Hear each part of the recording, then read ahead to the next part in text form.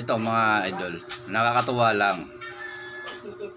Pangalawa sa nanghingi sa akin suggestion or tulong regarding dito sa kanilang page or profile. Pangalawa na siya sa natanggal yung kanyang mga restriction o yung mga violation na mabibigat.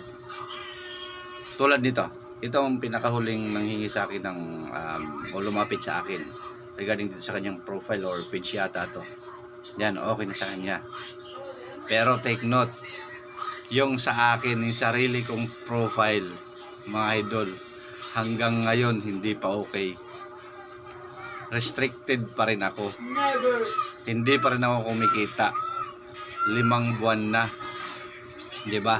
Pero nakakatuwa kahit paano nakatulong ako sa maliliit na tulad ko na content creator.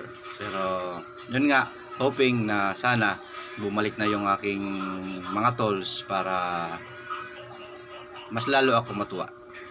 Yun lang. Nakaka-inspire lang dito na may nanghihingi or may lumalapit sa iyo para maging okay yung kanilang mga profile or page. Yeah, congrats idol Vincel Carion at saka kay kay Tino George Florentino. And congrats din, nawala yung mga violation ninyo.